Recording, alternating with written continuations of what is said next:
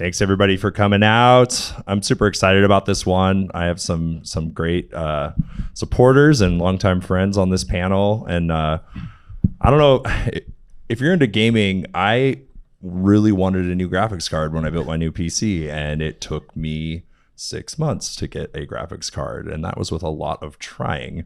So that is an interesting subject, and if anybody's familiar with bots, it's a thing these days. So I'm excited about this panel. I think there's going to be some really fun discussion. So Brendan, I'll hand it over to you, and have fun, guys. Oh yeah, and I'll have this microphone for Q&A. We'll need to pass it around at the end when we do questions. All right, thanks guys. Thank you, Sean. Hi everyone, Brendan Dunn here. I'm going to introduce myself first and then share a little anecdote, and then everybody else can kind of get into it. But I want to help set the stage, as Sean did here, for why these things are so coveted, or why people are trying so hard to automate the process of buying sneakers and graphics cards online. Sean spoke a little bit to graphics cards. I come from the sneaker world. That's what I do for a living. It's what I'm obsessed with. It's what I'm always thinking about. So I work for a website called Complex. I write about limited edition footwear, and I do a podcast and a show and things like that. And about 10 years ago, when I was still in college, I was kind of flush with cash because I had signed up and taken all the loans that I could. So all my extra income was going to just buying sneakers whenever I could. I don't think that's what you're supposed to do with the money, but that's what I was doing with the money. And there was this one point where there was a pair of shoes I really wanted. It was a $350 pair of Nikes, or $350 at their retail price. And I went ahead and did it because it was a very hard to get shoe and a limited shoe, and it's something I knew wasn't going to come back around. So I felt very bashful about this, but I spent this $350 on this pair of sneakers. And I remember friends coming over and asking, as people often do, what's the most you've ever spent on a pair of sneakers? And I didn't really want to share, but at the time, yes, this $350 pair of shoes. So again, I was happy to have them, but didn't feel great about spending the money. So I put them in my closet like I do with a lot of shoes and forgot about them for 10 years. And last year, I sold that pair of shoes for $13,000. So this is kind of an illustration of why people care so much about this stuff, why they're trying so hard to get these sneakers. That's an extreme example, but this stuff happens all the time. So that's the world that I come from. I'd like to have our other panelists kind of introduce themselves and tell us about them. Cool. I'm Brady Harrison. I'm a data analyst at Count, an Equifax company. We work with a lot of e-commerce merchants to do bot mitigation. So this is a topic issue near and dear to my heart, where a lot of the times we're seeing these events where we have abnormal traffic volumes, and so we provide technology solutions as well as best practices to kind of mitigate that what is essentially a pretty negative customer service experience. Nice. My name is Ken Brook, and I founded a company back in 2017 called MetaX, and we built open source tools for the digital advertising industry, and we built tools to help mitigate ad fraud. So we were helping with bot detection and just publishers clean up their traffic. I am Dennis Garcia. I am the editor-in-chief of hardwareasylum.com. I write articles about computer hardware, anything that you use to put a computer together. So I work with the manufacturers that build and manufacture these graphics cards. Believe it or not, I've also been impacted by the whole process of limited supply. When did this first become an issue in the world of graphics cards? Because we've been dealing with this in sneakers for probably about 8 years now, and it's got more and more prevalent. But I've only heard about it in graphics card fairly recently. Has it always been going on, or? For 8-10 years, basically cryptocurrency. Mm. So when Bitcoin first came out, the algorithm was easy enough that you could mine it on a graphics card. And so NVIDIA cards specifically, and actually early Bitcoin was AMD because they had more cores. So you can actually have multi-threaded performance that would do these calculations for you, mine some coins, make a lot of money. Well, that started to taper off when Bitcoin became too difficult to mine on a graphics card. So they had these ASICs, which were dedicated computers that would mine the coins for you.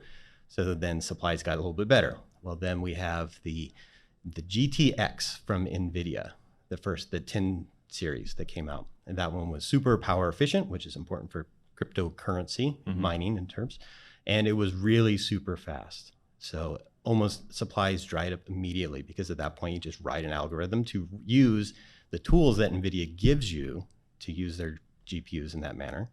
And people found that I buy one card for $1,000 and I can make $2,000. So now I can buy 2 cards. So it just became a pyramid at that point But that was in the retail space. So when you get limited supplies in the from the manufacturers, you have the OEMs that are involved, and they're the ones buying up a lot of them. So. Yeah, I think one of the interesting things too, and I don't know if this is the same in the world of graphics cards, but in the world of sneakers and limited edition footwear, I mean, this stuff is scarce on purpose, or that's kind of the point. So it's built in where eventually it can be exploited because, yeah, I don't want everybody to have the same pair of shoes as me. Part of the reason I enjoy these things is because people, don't have access to it. Is it the same thing in the world of graphics cards where it's like the manufacturers are limiting this stuff on purpose for the sake of hype? Yes. So you have NVIDIA branded cards direct from the manufacturer. Those are the ones that most of the OEMs buy. They have, we call that the stock card. And then you get manufacturers like ASUS and MSI that will generate a custom card. And a lot of times we call that hot clocked. So they are modified in some way. They have a different cooler, they have different clock speeds, so they're faster.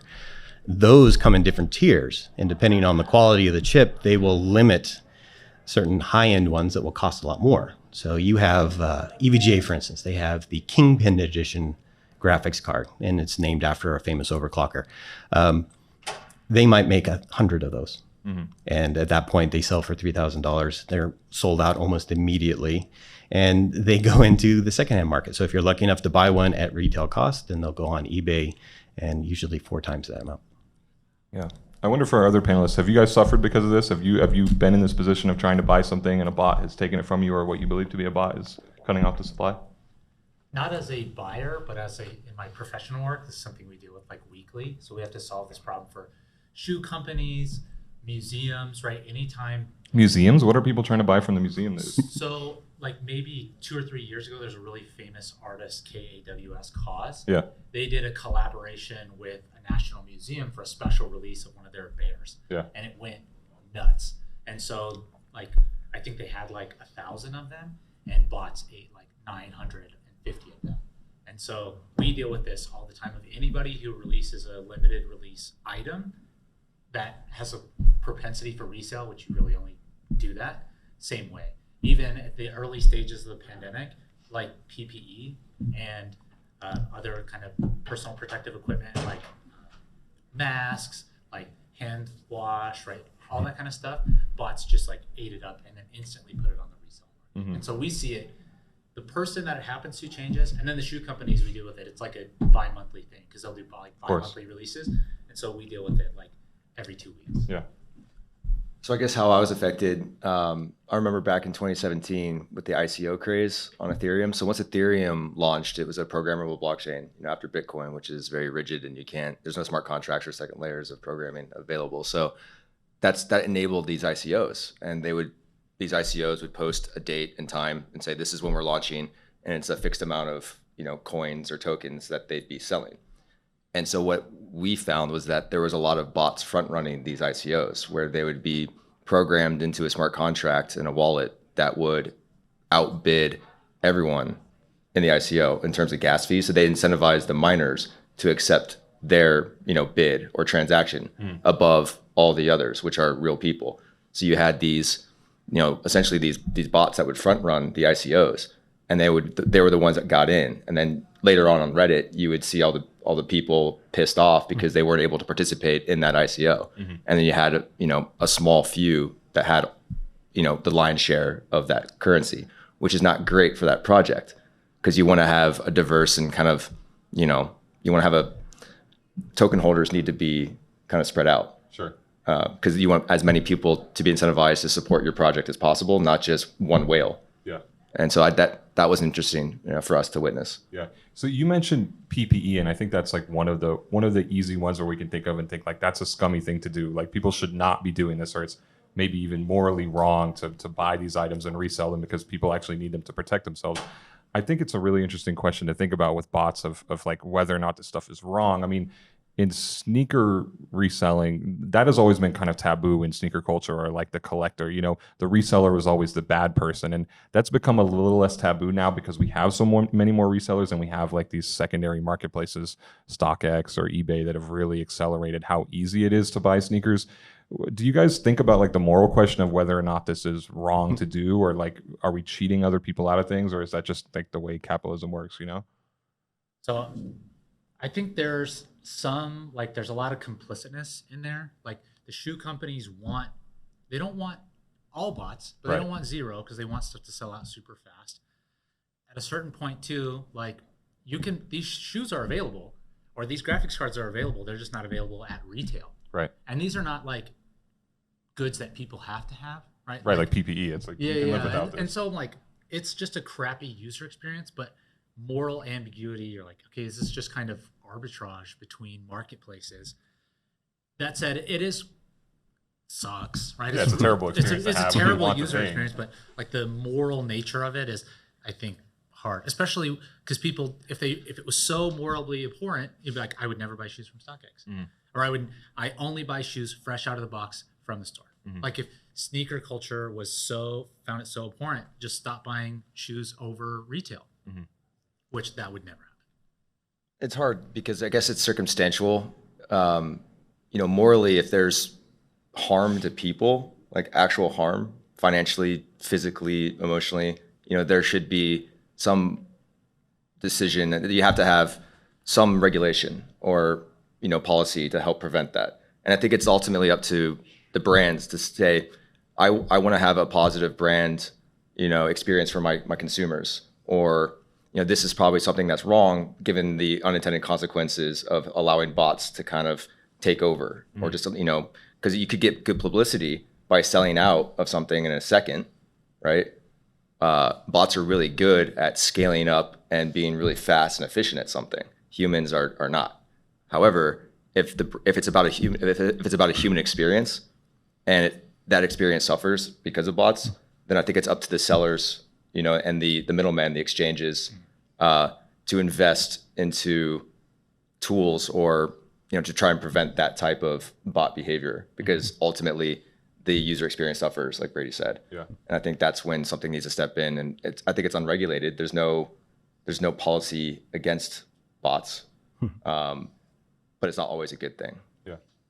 Anything to add there? I say we brought it onto ourselves. It's capitalism. Yeah. We have some very crafty marketing people out there. Facebook, for instance, the reason Facebook took off was because it was exclusive. It was the exclusivity that you needed to have. Gucci, a very popular brand, super, super expensive. I go on, I travel around, and you go to a high-end mall and you see a Gucci store. There's nobody in it. You go by a little bit later, nobody in it. It's like, well, how does this stay alive? And then you see this one person walk in, they walk out with 5 boxes, and they've paid for their rent for the entire month. So it's the fact that it has this brand awareness. But the fact is, if we don't make it easy, nobody will do it.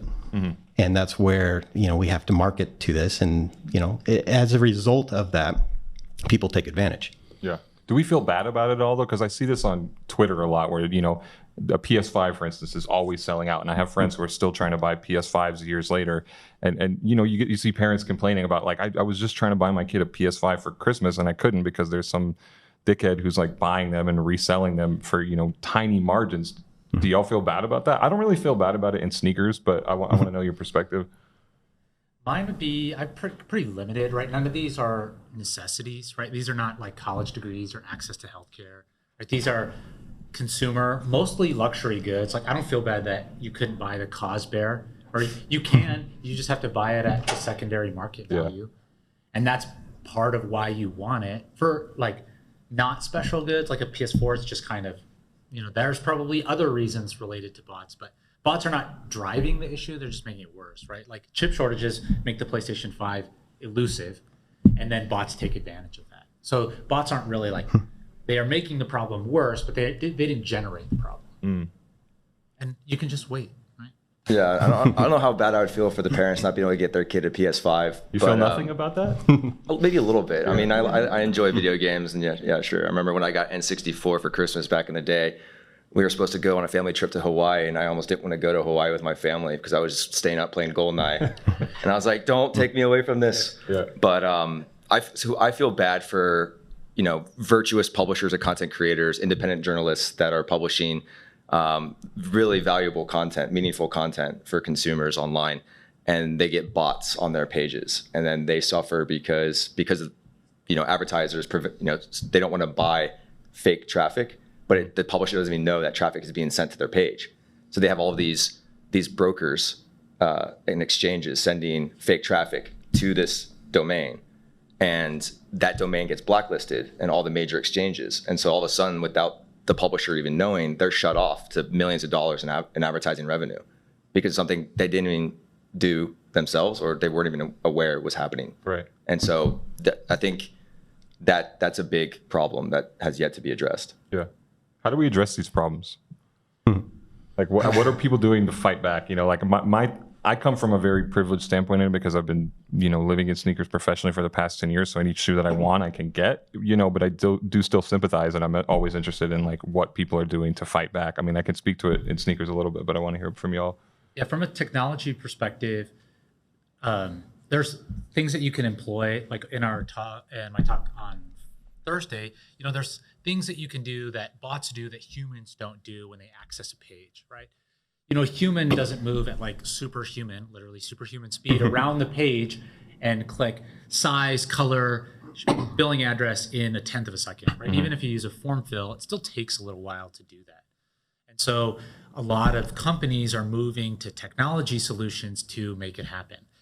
Some are even moving to lotteries rather than specifically like queuing and waiting to kind of prevent some of this activity. A lot of it is technology based around device location, IP address, behavioral biometrics, machine learning. Some of it is unsupervised linking and networking in machine learning, and some is supervised machine learning of like, hey, when XYZ label is true, we probably think this is a bot, and maybe have them do a CAPTCHA or some kind of step up. So a lot the CAPTCHAs are so painful though. I don't know if people have been in this situation, but trying to buy stuff online where like, and these always turn into memes where it's like you have to draw a box around the biggest cat, and you're just sitting there drawing boxes around cats for like 3 minutes just trying to buy a hoodie. You know what I mean? And they're worthless. Like they've like farmed these out to like, there's somebody somewhere around the world is drawing boxes around cats for a living. Yeah, so they have like a server farm in. It's not the worst job. Yeah, so you live in Bangladesh and like daily wages like maybe $1 or $2, and somebody tells you, "I will pay you a penny per CAPTCHA you solve."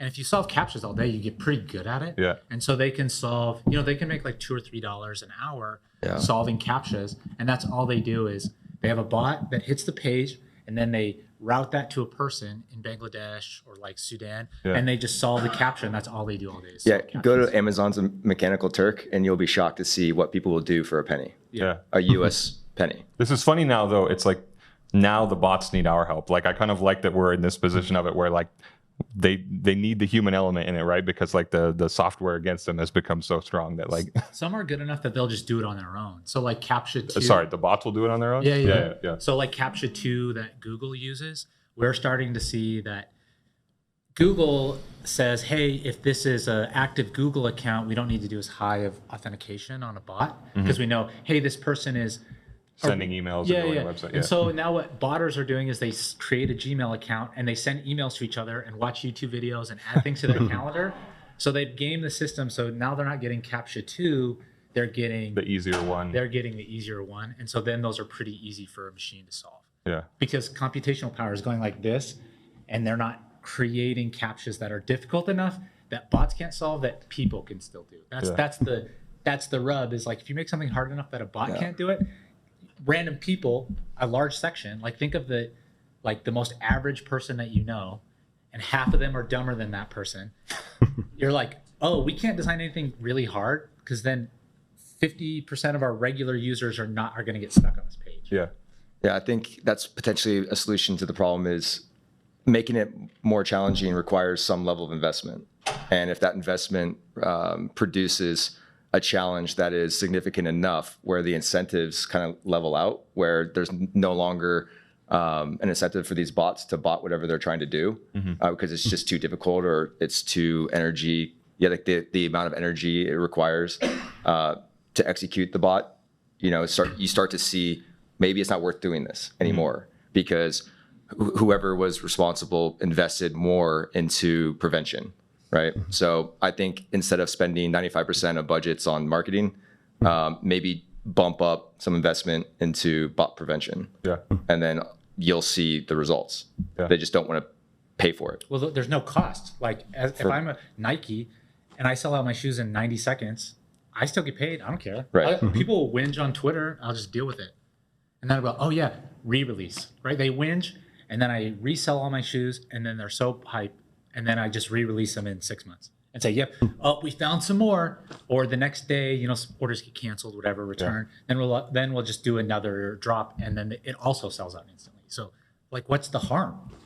I guess in that case there is no harm. I think there is harm, and I think companies like Nike have been a little bit short-sighted or not realizing the monster they're creating with these things, because in the short term there's not a lot of harm and the stock price goes up, but I think in the long term there is harm, and that it damages the brand. And it's an interesting question that people ask in sneakers all the time, and people just assume that Nike doesn't care, or people at Nike don't care about this. Like, I've seen the internal documents to know that's not true, and you can't really categorize a giant company of 7,000 people that none of them care about it. There's definitely people who do care and who are investing in this type of stuff. And I think the investment thing that you mentioned is actually really interesting, because in the world of sneakers, a lot of time this investment falls on boutique stores, small stores. So a lot of this product goes to, stores that are independently owned, and they're excited to get a limited run of shoes if they have, 38 pairs of sneakers. But that also becomes a burden for them, where like the margins you're going to make on these things, it's a 100% markup. So you buy a pair of shoes from Nike for $50, you get to sell it for $100.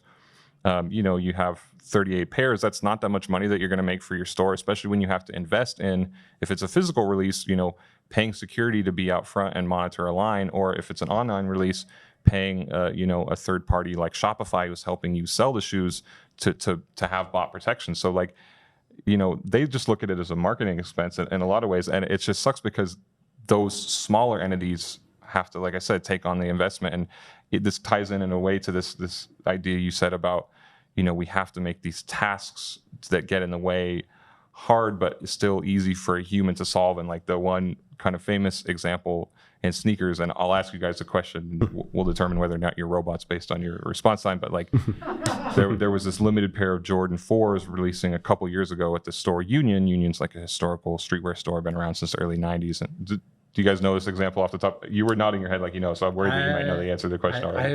I'll try to. Okay.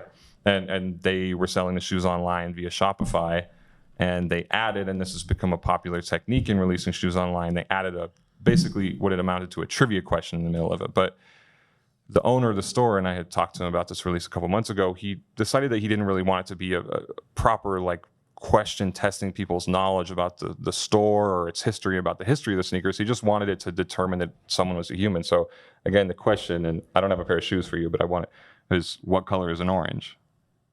Purple. So you're a robot, definitely. So just something as simple as that. And it caused, where there's only one possible answer, like giving this question in the middle of it where there's no ambiguity to it. There's no, aside from being, I guess, like case sensitive. What about a blood orange? I'm colorblind, so. But, just this thing of like, I wonder if there are other examples in your guys' world where something famous like that, because when that happened in sneakers, it felt like it changed and people were going to have to anticipate this in the middle of buying things. Yeah, so that's a kind of basic example of what bot mitigation is called proof of work. Mm-hmm. And so proof of work, much like cryptocurrencies, that guy's a robot. He's walking out, definitely. He's like, I'm done here. You got to ask the computer to do something. And so like for, not the blockchain guy, but essentially you like ask the computer to solve a math problem, and that's how like cryptocurrency works for Bitcoin. And so for bots, kind of the same thing happens where you ask it a question that it maybe isn't ready to answer, and it requires some computational power to do that. So it either slows down the bot or totally stops it, depending on what it is. And so get in the weeds for just a sec.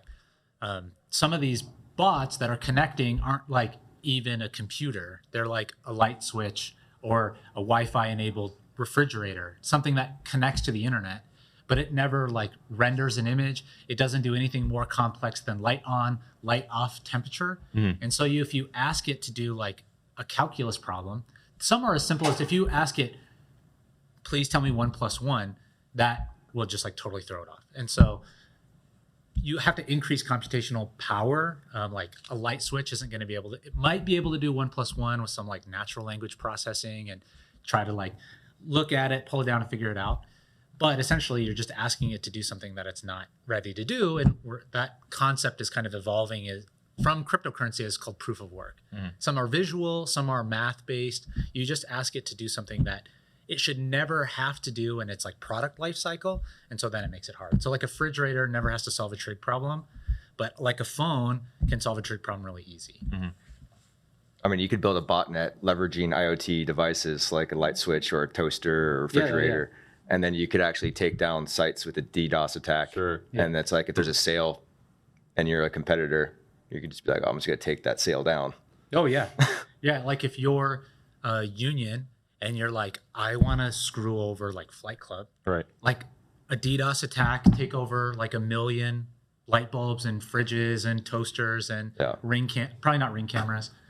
And it'll cost you like $1,000, and then plus the DDoS service would probably be like 500. And you can just like totally take their site down, and now all of a sudden you are the only provider. Those are called denial of inventory attacks. So you don't even have to take the whole site down with the DDoS. You just have to get a bot to go put a bunch of it in their cart. Because once you add it to the cart, it usually reserves that inventory. And so you have 10,000 bots go add it to their cart and just chill. Yeah.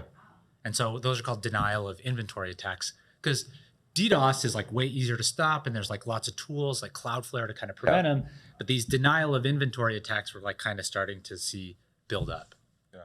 That's what I would do. If I was really sophisticated and I was like, hey, I have a bot tool that works for, Newegg, but I don't have one that works for another site, I'm going to take down the other site because I know my bot is going to be able to beat everybody else's bot on the site that I have.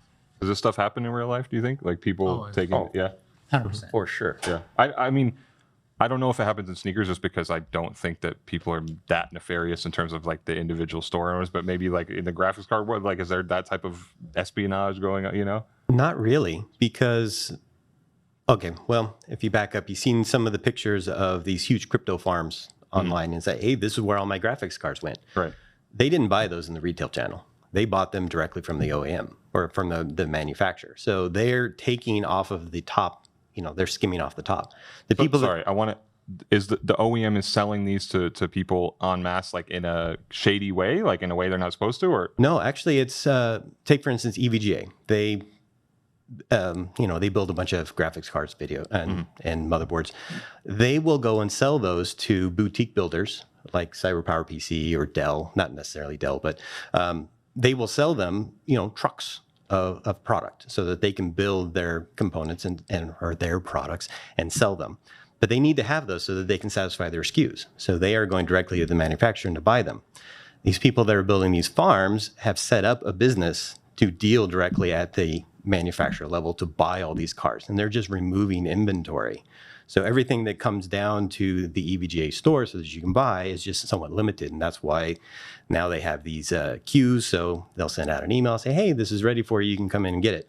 Well, EVGA also has to be able to handle RMAs. So when there's a damaged product, they need to be able to satisfy, because somebody already purchased it, they need to be able to satisfy that replacement. So they always have some in reserve as well. And all of that combined is really where the limited supply on the graphics card comes in. And it's not necessarily that, it's limited, so people are using bots to go and try and buy these cards. And the way they're combating it is by just removing the bot from the equation. EVGA does a queue system. So on high demand items, they say, I want to be added to the queue. And then when your number comes up, they send you an email so that you can go and buy it. Have you suffered through one of those queues? Because I don't know if y'all have ever been in one of these queues, but it's like, I just walk away at that point. Like, 8 years ago, there were times when I would stay in bed all day, like with my laptop, just like waiting and refreshing. But now I. Oh yeah, your number like 10,000. Yeah. In my position as a media reviewer, I deal with marketing. They send me the product, but I have to You don't even pay for it, much less wait in line for it. A lot of times, yes. But I do have to deal with the fact that, well, we don't have that product, or we're trying to reserve it for purchases, or it's limited enough that those kingpin cars where they make 100 or 1,000 of them, most of them are already spoken for. So it's like I can't actually review that product because it doesn't exist. So yeah, I mean, I do have to deal with that, but the queue system, at least with EVGA, is an email, and they give you 18 hours to come in, enter your code, and actually make the purchase. So at that point, they just removed any sort of bot. The bot can be added to the queue, but then all of a sudden this email goes off to nowhere, and that sale doesn't actually go through. So then they can move to the next person in the list. Have you ever bought a graphics card on resale, or have you ever sold one yourself? Yeah, both. I've done both. Most of the graphics cards that I sell are the Not the ones you get for free, of course. I have collections partially because I review the components and I like them. The ones that I sell are usually either duplicates or ones that I don't need anymore. They're too old. So the people that are buying them for nostalgia reasons. The viable ones go into my personal machines and stuff like that. What's the lifespan right now of graphics cards? I'm just curious, given consumer demands and gaming and crypto. About 6 years. 6 years? Yep. So if you have a 6-year-old graphics card, you can play any game that is released. And you might be able to buy a 6-year-old graphics card. So, the ones that are really hard to find are the latest editions, because a lot of people that buy them are trying to take advantage of Ethereum. So they're using a bot or just sit there and refresh. I'm going to buy this so that they can put it into a farm, try to make some money. The get rich quickers, right? Why not make more? Like, what's the bottleneck? Is it like TSMC? There's just not enough. Yep. So it's not. So they're like, shoes. They could make as many pairs as they want, reasonably. But they are just like, we just don't have enough chips to make these. Right. Yeah. The global shutdown actually impacted that a lot. So when NVIDIA or AMD send a design to a fab, TMC, to have it built, there's usually a year to 18-month lead time. So when you shut down for a month, you push everything back tenfold. So they're just trying to catch up right now. And there's not enough fab space to do that. It takes a long time to set up a fab. And once you set that up, and then all of a sudden we have an oversupply that changes the cost structure. So it's just, we have to deal with it. Because these machines, like these TSMC machines, are like hundreds of millions of dollars, or like billion-dollar machines. Yep. And once they're done with that particular design, they usually get pushed out the back door and a new one comes in. That's a huge investment and a huge risk. It is. And that's why they don't want to build another fab. Right. They're just going to deal with what they have. And then the manufacturers that are sending the designs in will go and either shortcut a design saying, well, we're not going to deal with this one. We're going to do this one instead. And then that's how they're. I want to know, have y'all ever used a bot before? Like I haven't ever invested or like really, I've watched lots of YouTube videos of kids like using bots to compromise releases, but I've never used one myself. Have you guys taken one for a spin? Have you bought one? I have not bought one. We've done a lot of research into it, but it's not expensive, right? It's like, if you have $1,000 investment, you can start churning out shoes or whatever. Right.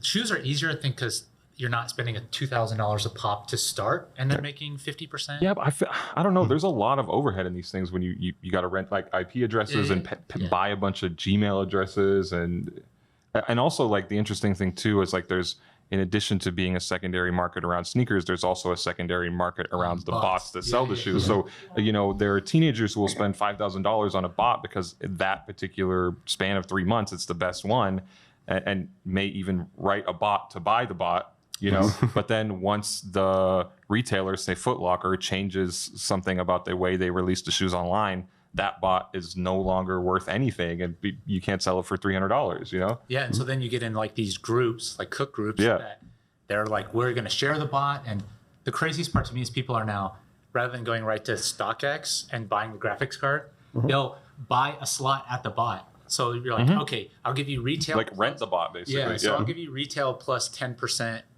for a slot in your bot machine. So your bot's going to buy 50 shoes or 50 graphics cards. I'll pay you retail plus 10, 20%, and you can guarantee me a slot. Yeah. And nuts. Have y'all used bots? Like, what's your personal experience with it? We built scripts that would parse network request files or HAR files from users, and so we would pay users around the world on Amazon's Mechanical Turk to go to certain web pages. It could be a form of sorts, like it could be e-commerce, it could be whatever. And so they would go to these web pages incognito mode, and we pay them like 50 cents to do this. And they would fill out a form. And at the end of their browser session, they would submit their HAR file to us, which is a collection. It's like tens of thousands, hundreds of thousands, sometimes millions of lines of metadata around their browser session. Okay. And so we would build scripts or bots to parse out all of that data. It would look for specific things. And we did this to essentially reverse engineer the supply chain of all of the digital advertising networks or the technology companies that would be somehow hitting that form and doing something like capturing that user data illegally. And we would see which endpoints within the HAR files or what companies we could parse out of that data, which is just like gobbledygook. To the human eye, when you look at this file, you have no idea what's going on. But when you build a bot that can actually parse 1 million lines, in a second and pull out relevant data, we could actually see who is violating data privacy laws, based on, the California Consumer Privacy Act or whichever privacy law exists in that region that the user was in, and then report that back to the publisher that is responsible for protecting the consumer information on that form. So we built bots to try and help publishers. Yeah. Good bots. Good bots. Not all bots are bad. Okay. I've done both. So I've written bots, somewhat rudimentary, just mostly to do automation. So if I'm trying to move something from one place to another, when it recognizes a certain pattern, it will go and act on that. And I've also used a bot, but that was a long time ago in the early days of eBay. So they had these little sniping bots that you could buy, and they would come in the last 10, 20 seconds of an auction and then submit whatever you want, whatever price you're willing to pay, just boom. And then within that time frame, it's really hard for somebody to come back in and actually outbid you. And assuming that you actually put in the right amount to, because they had, at the same time, they have the proxy bids. So you can say, I'm going to pay $1,000 for this, even though it's like $10, right? And they do that so that somebody comes in and say, well, I'm going to do 5. And all of a sudden it just elevates the price all the way to the top. eBay caught on to that and kind of put an end to it. At the same time, because people would go and auction something, and on the last day, they would go and bid themselves. Yeah, show bidding. Yeah. And so eBay kind of put a stop to that. And those little sniping bots, they still exist, but eBay's made it a lot harder to do. Yeah. So it sounds like eBay is one of the few platforms that we can point to, or maybe you have more examples that actually, I don't know if you want to use the word one, but like defeated the bots. Like, do we think that people can realistically defeat bots? Because in the world of sneakers, it's like every time you come up with a fix, there's like an army of young men who are going to just like, this is their livelihood. So they're going to do whatever they can to innovate and make their bots anew. And, can people ever really defeat these things? No. So we see this in fraud in all spaces. And this is not fraud per se, but this is like an adversarial relationship. Yeah. Right? It's not like you fix it and the problem goes away. You're dealing with human beings, like you said, is every time you fix something, they're going to try to find a way around it. And it's in ad fraud, traditional credit card fraud, botting. Part of it is just making it hard. In the traditional e-com space, if you make it hard enough, they'll just go somewhere else. But with Nike and Adidas, they're the like sole supplier. And so if you use like the sneakers app, there's really nowhere else to go. We're starting to see that a little, that they'll, rather than if they could get it on like Finish Line or like Foot Locker, they'll go there because maybe the controls aren't as good.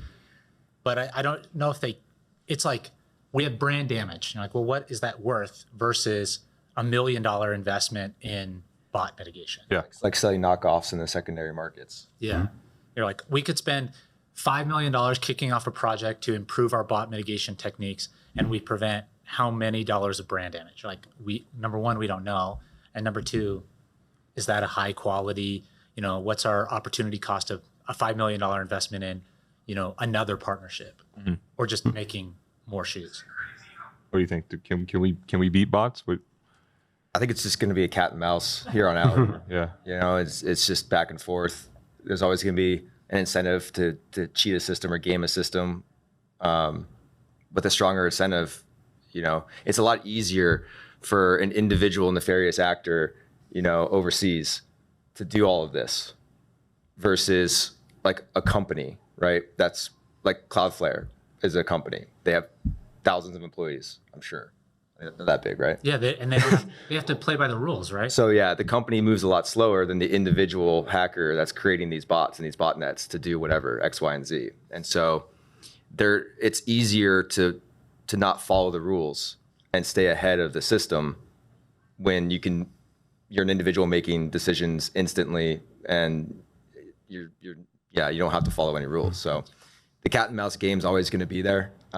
It's just a matter of how quickly can you identify it, how it's being done, and then prevent it so that you limit the damage. And you just have to stay on top of it. You know, that's where the investment into cybersecurity, and, you know, you just have to spend more time and money, you know, addressing the problem versus just ignoring it. Yeah. I'm going to say that fraud has been around for a really long time. I mean, we have check fraud back in analog days and whatnot. And I think the only way that we could defeat bots is to make a fundamental change in the way that we buy and consume gear or items. You know, we either need to lose some freedom in that, being able to, you know, biometrically prove that we're a person or something like that. And that really goes against why we buy things the way that we do. And that's really going to be the fundamental problem. So again, cat and mouse game. And with the technology advancing and computers getting more sophisticated, I mean, like, you can do an image search on Google to find a face for somebody and say, I want to look for this. And it will go and look through its entire database and find that stuff. Well, that's how the bots are actually reading these CAPTCHAs. They can actually read the letters now. So it's a matter of changing the way that we buy things and market them is really the only way we're going to defeat them. Yeah. Because I guess, like, we want to be able to buy things easily, right? Like, we don't want to have to do a bunch of tasks. We don't want to have to work for these things. Yeah. Amazon has really conditioned us to one way of making a purchase, and that is the way that the bots are conditioned as well. Yeah. I think that's a relatively good place to end on. I do think we have some time for Q&A if we want to wrap up on that, if people have questions. Do you have a mic floating around? Or? Thank you so much. Yeah. So if you were making a pie chart of the people who are using the bots, the bot farmers, you know, what would those sections look like in terms of who are the largest bot farmers and where are they, and, you know, what's their business? We kind of know their business model, but, you know, like who are the bot farmers? So in our experience, they kind of devolve into two camps. One, a large section are just Americans, mainly young, computer-savvy men who live in the United States who have $5,000 to $10,000 of disposable income to spin up a bot. That's number one.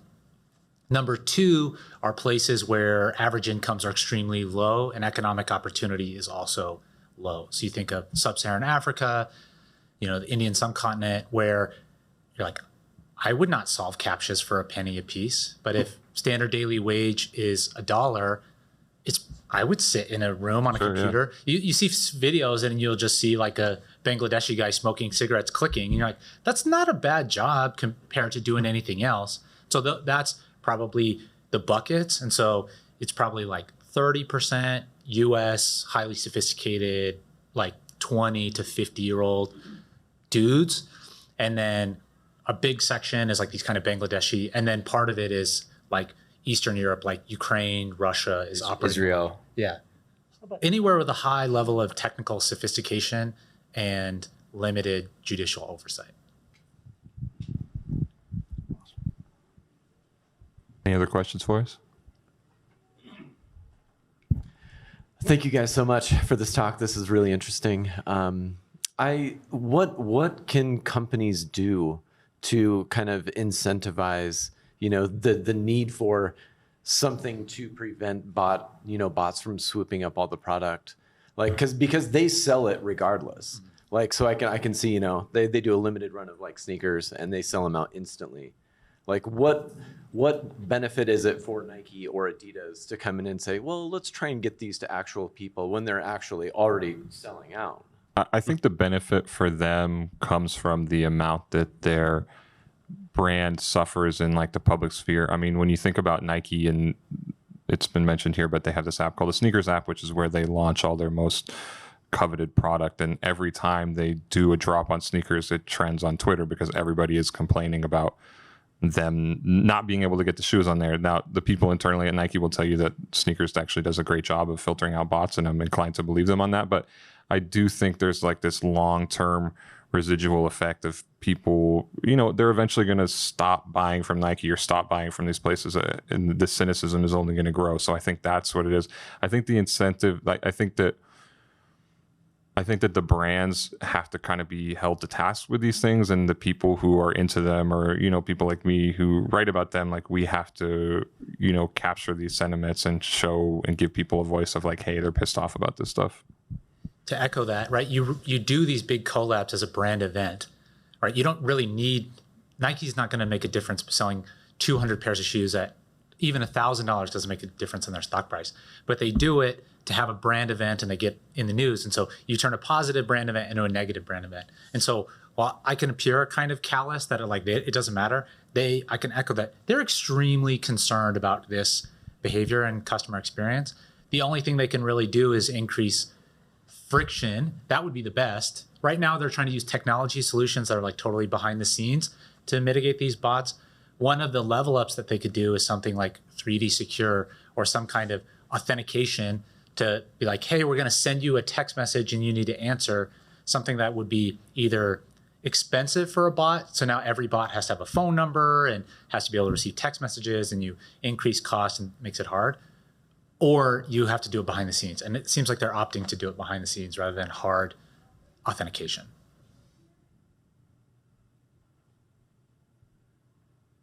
Any others for us here? All right. Thanks, everyone.